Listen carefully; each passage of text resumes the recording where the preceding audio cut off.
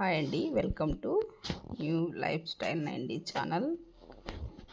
ఇవాళ శివాలయంలో ప్రదక్షిణల గురించి మాట్లాడుకుందాము. అలాగే ఈ శివాలయం చాలా మహిమాన్వితమైన శివాలయం అండి. శివాలయంలోకి వెళ్ళంగానే ముందు మనము కాళ్ళు చేతులు శుభ్రంగా కడుక్కొని లోపలికి వెళ్ళి తులసిస్తంభం దగ్గర నమస్కరించుకొని, అలాగే గుడిపైన ఉండే శివ పరివారం ఉంది కదా, శివయ్య, అలాగే పార్వతీ అమ్మవారు, విఘ్నేశ్వరుడు ఉన్నారు ఈ శివాలయంలో. అక్కడ నమస్కరించుకున్న తర్వాత ఇలా వస్తే ఇక్కడ దక్షిణామూర్తి కొలువై ఉంటారు. దక్షిణముఖంగా కూర్చొని దక్షిణామూర్తిని నమస్కరించుకున్న తర్వాత ఇలా నంది చూడండి ఎలా ఉందో, నంది వాహనానికి కూడా నమస్కరించుకోవాలి. మనం ప్రదక్షిణలు చేసేటప్పుడు కింద చూసుకుంటూ కాదండి ప్రదక్షిణ చేయవలసింది, గుడి గోపురాన్ని చూసుకుంటూ, అలాగే గోపురం మీద ఉన్న త్రిశూలానికి నమస్కరించుకుంటూ శివనామ స్మరణ పంచాక్షరి మంత్రాన్ని జపిస్తూ ఇలాగ వెళ్ళాలి. ఇక్కడ ఈ శివాలయంలో మారేడు చెట్టు కూడా ఉంటుంది. ప్రతి శివాలయంలో మారేడు చెట్టు ఉంటుంది, ఎందుకంటే శివయ్యకి ఎంతో ప్రీతికరమైనది ఈ మారేడు చెట్టు కనుక ప్రతి శివాలయంలో మారేడు చెట్టు అనేది ఉంటుంది. అలాగే మారేడు చెట్టుకి ఒక ప్రత్యేకత ఉంటుంది. అదేంటంటే ఏ చెట్టుకైనా పువ్వులు వస్తాయి ముందుగా, తర్వాతనే కాయలు అనేవి వస్తాయి. కానీ మారేడు చెట్టు ముందుగా కాయలే వస్తాయి.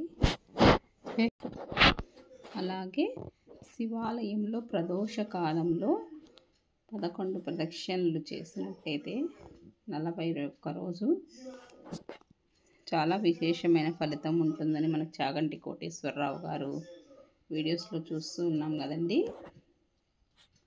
పెద్దవాళ్ళు చెప్పేవి కొన్నైనా మనం చేయాలని, పాటించాలని నా ఉద్దేశము. అలాగే ప్రదోష వేళ, గోధూళి వేళ కన్నా కూడా తర్వాత వస్తుంది అన్నమాట. ప్రదోష వేళ అనేది గోధూళి వేళ అంటే గోవులు, పశువులన్నీ ఇళ్ళకు వెళ్తూ ఉంటాయి కదా, దాన్ని గోధూళి వేళ అంటారు. దాన్ని దాటిన తర్వాత ప్రదోష వేళ వస్తుంది. ముందుగా మనం ప్రదక్షిణలు ఎలా చేయాలంటే చాగంటి గారు చెప్పింది,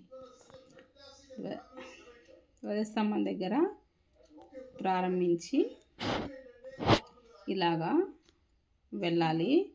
వెళ్ళిన తర్వాత మనకి శివుడికి అభిషేకము చేసే జలము బయటికి వస్తుంది.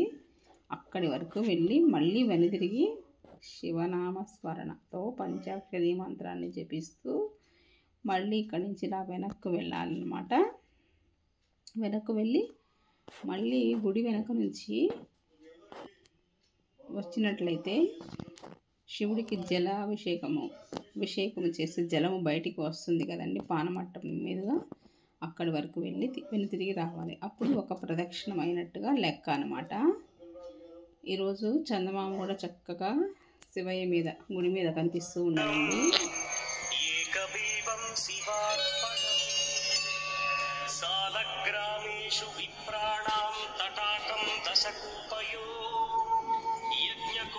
సహస్రస్య ఏకబీవం శివార్పణం దంతికోటి సహస్రేషు అశ్వమేధ శతక్రతౌ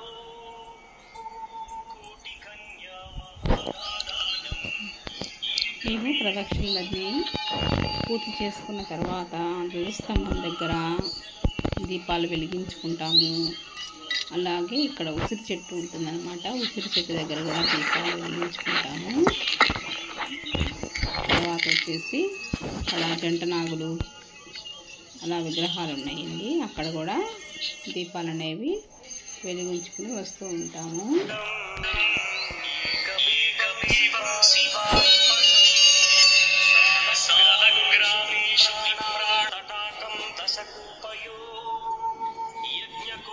सहस्रस्य एकबिल्वं शिवार्पणम् दन्तिकोऽपि सहस्रेषु अश्वमेधशतक्रतौ कोटिकन्या महादानम् एकबिल्वं